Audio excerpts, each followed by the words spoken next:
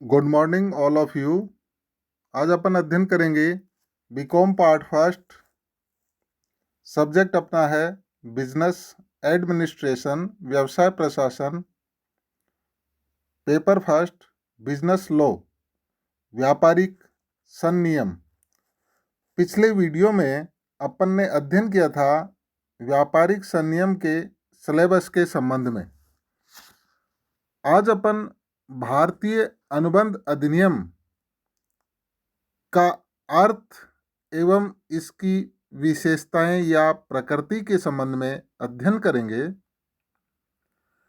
भारतीय अनुबंध अधिनियम 1872 के पारित होने से पूर्व तक भारत में ऐसा कोई सामान्य अनुबंध नहीं था जो कि संपूर्ण देश में समान रूप से लागू होता रहा हो।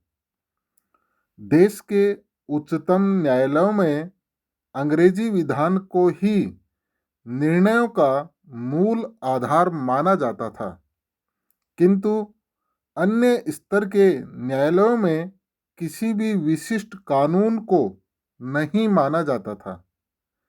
ये न्यायालय केवल न्याय, समानता तथा सद्भावना के सिद्धांतों के आधार पर ही निर्णय दिया करते थे, किंतु अतीत काल से ही एक अनुबंध अधिनियम की आवश्यकता अनुभव की जा रही थी।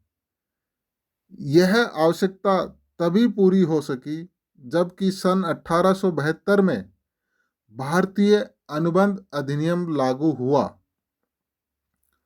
भारतीय अनुबंध या संविदा अधिनियम 1872 हमारे देश में 1 सितंबर 1872 से लागू किया गया है। यह अधिनियम अपनी प्रारंभिक अवस्था में एक व्यापक अधिनियम था, जिसमें कुल 266 धाराएं तथा 11 अध्याय थे, तथा इसमें माल विक्रय तथा साझेदारी अनुबंधों संबंधी प्रावधान भी सम्मिलित थे। किंतु व्यावसायिक क्रियाओं के विस्तार के परिणाम स्वरूप इन अनुबंधों के लिए पृथक पृथक अधिनियमों की आवश्यकता अनुभव की गई थी। अतः इन अनुबंधों से संबंधित धाराओं जैसे धारा 76 से धारा 123 तक तथा धारा 239 से धारा 266 तक को इस अधिनियम से निरस्त कर सन 1930 में माल विक्रय अधिनियम तथा सन 1932 में साझेदारी अधिनियम का निर्माण किया गया था। इन परिवर्तनों के बाद वर्तमान में भारतीय अनुबंध अधिनियम की विषय वस्तु इस प्रकार है। नंबर 1, अनुबंध के सामान्य सिद्धांत तथा अर्ध अनुबंध। ये धारा 1 से 75 तक की धाराओं में शामिल की गई बातें हैं। दूसरा, हानि रक्षा तथा गारंटी अनुबंधों संबंधी प्रावधान, धारा 124 से धारा 147। तीसरा, निक्षेप तथा गिरवी अनुबंधों संबंधी प्रावधान, धारा 148 से धारा 181। चौथा, एजेंसी अनुबंधों संबंधी प्रावधान, धारा 182 से धारा 238 तक। तो भारतीय अनुबंध अधिनियम की विषय वस्तु को 4 भागों में बांटा गया है, जिसके ऊपर अपन ने यहाँ पर चर्चा की है। अब अपन अध्ययन करेंगे भारतीय अनुबंध अधिनियम की प्रकृति तथा विशेषताओं की। इसमें सबसे पहली विशेषता है अधिनियम का प्रवर्तन। यह अधिनियम 1 सितंबर 1872 से प्रभावी हुआ है।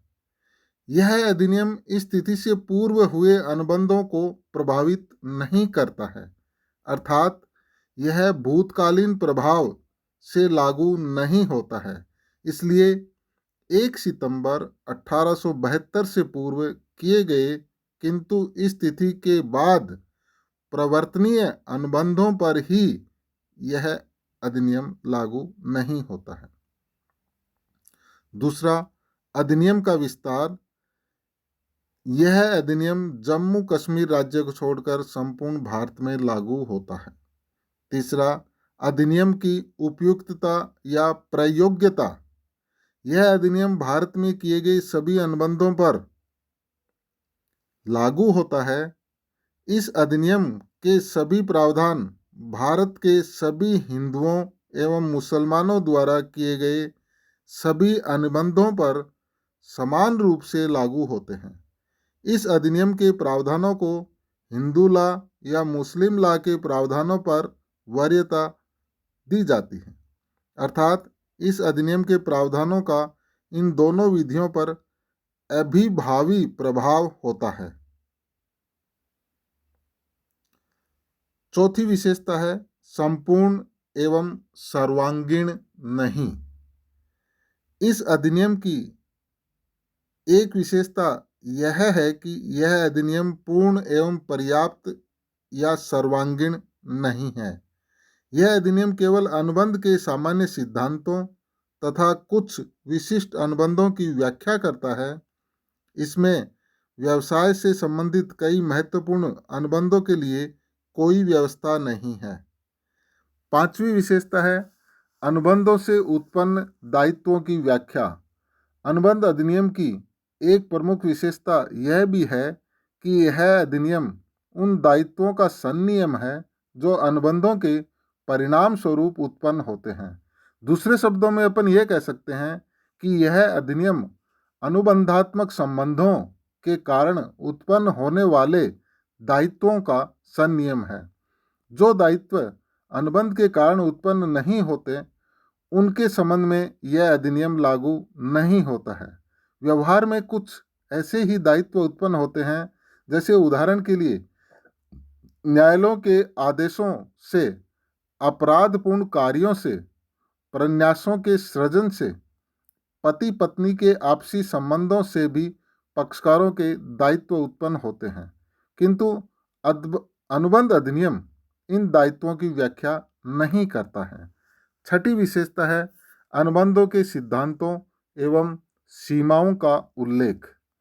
अनुबंध अधिनियम की एक विशेषता यह भी है कि यह अधिनियम अन्य अधिनियमों एवं संनियमों की भांति पक्षकारों के विस्तृत अधिकारों एवं दायित्वों का उल्लेख नहीं करता है। यह अधिनियम तो केवल उन सीमाओं एवं सिद्धांतों का उल्लेख करता है जिनको ध्यान में रखकर पक्षकार अपना अनुबंध कर सकते हैं। इस अधिनियम की धारा 1 से 75 तक की धाराओं में अनुबंधों के निर्माण, नवीनीकरण, परिवर्तन, निष्पादन एवं समापन आदि के संबंध में सामान्य सिद्धांतों का उल्लेख किया गया है। पक्षकार इन सिद्धांतों का पालन करते हुए अपने अनुबंध कर सकते हैं तथा अपने अपने अधिकार एवं दायित्व स्वयं निर्धारित कर सकते हैं।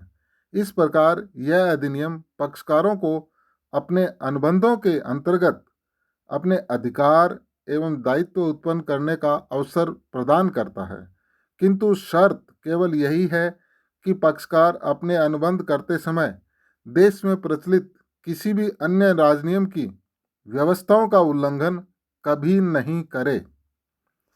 सातवीं विशेषता है व्यक्तिलक्षी अधिकारों की व्याख्या। यहाँ यह बहुत महत्वपूर्ण बात है कि सामान्यतः एक व्यक्ति के कानूनी अधिकारों को 2 वर्गों में विभक्त किया जा सकता है। प्रथम लोकलक्षी अधिकार, द्वितीय व्यक्तिलक्षी या व्यक्ति के विरुद्ध अधिकार। किसी व्यक्ति के वे अधिकार जो अनुबंध के निष्पादन से प्राप्त किसी वस्तु के संबंध में संपूर्ण विश्व के विरुद्ध प्राप्त होते हैं, वे लोकलक्षी अधिकार कहलाते हैं। दूसरी ओर व्यक्तिलक्षी अधिकार वे होते हैं जो एक व्यक्ति को किसी दूसरे व्यक्ति विशेष के विरुद्ध प्राप्त होते हैं। अनुबंध अधिनियम की ये विशेषता यह है कि यह अनुबंध के अंतर्गत एक पक्षकार के दूसरे पक्षकार के विरुद्ध व्यक्तिगत अधिकारों एवं दायित्वों की व्याख्या करता है, न कि संपूर्ण विश्व के विरुद्ध उसके अधिकारों एवं दायित्वों की।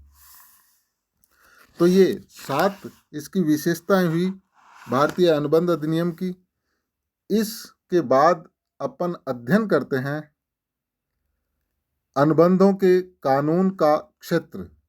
महान विधि शास्त्री सन जॉन सामंड ने अनुबंधों के कानून के क्षेत्र को स्पष्ट करते हुए लिखा है कि अनुबंधों का कानून ठहरावों का संपूर्ण कानून नहीं है और न यह सभी दायित्वों का ही संपूर्ण कानून है। इसका कारण यह है कि यह केवल उन ठहरावों का कानून है जो दायित्व उत्पन्न करते हैं तथा जिन दायित्वों की उत्पत्ति ठहरावों से होती है। सामंत ने बिल्कुल स्पष्ट शब्दों में कहा है। इस कथन का विश्लेषण करने पर अनुबंधों के कानून के क्षेत्र को 2 महत्वपूर्ण पहलू स्पष्ट किए जा सकते हैं। पहला, अनुबंधों का कानून ठहरावों का संपूर्ण कानून नहीं है। दूसरा, अनुबंधों का कानून सभी दायित्वों का कानून नहीं है। भारतीय अनुबंध अधिनियम का मूल्यांकन। भारतीय अनुबंध अधिनियम सन 1872 में प्रभावी हुआ था। तब से ही इस अधिनियम की कई विद्वानों द्वारा आलोचना भी की जाती रही है। इस संबंध में एक आलोचक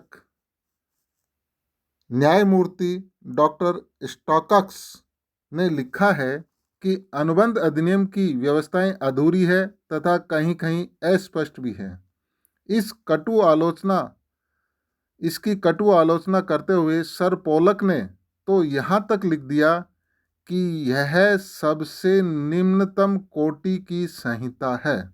सन 1925 में गठित सिविल जस्टिस कमेटी ने इस अधिनियम पर अपने विचार व्यक्त करते हुए लिखा था कि भारतीय अनुबंध अधिनियम कुछ दृष्टिकोण से दूरदर्शी है, किंतु हम इसकी गणना सर्वोत्तम संहिताओं में नहीं कर सकते हैं तथा इसमें संशोधनों की आवश्यकता है। तो ये आलोचना कुछ न्यायाधीशों के द्वारा की गई थी। इस अधिनियम में प्रारंभ में ही संशोधनों की आवश्यकता अनुभव की गई थी, किंतु इसमें अब तक बहुत ही सीमित संशोधन किए गए हैं। सन 1899 में धारा 19A जोड़ी गई थी। सन 1930 में तथा सन 1932 में भी इस अधिनियम की कुछ धाराओं को अलग निकालकर क्रमशः माल विक्रय अधिनियम तथा साझेदारी अधिनियम का पृथक पृथक निर्माण किया गया था। तत्पश्चात 1988 में तथा सन 1998 में भी कुछ संशोधन किए गए थे, किंतु इसमें अब भी व्यापक संशोधनों की आवश्यकता अनुभव की जा रही है। तो ये अपना बिजनेस लॉ पेपर का फर्स्ट जो टॉपिक है, एक सामान्य परिचय भारतीय अनुबंध अधिनियम के संबंध में अपन ने अध्ययन किया। धन्यवाद।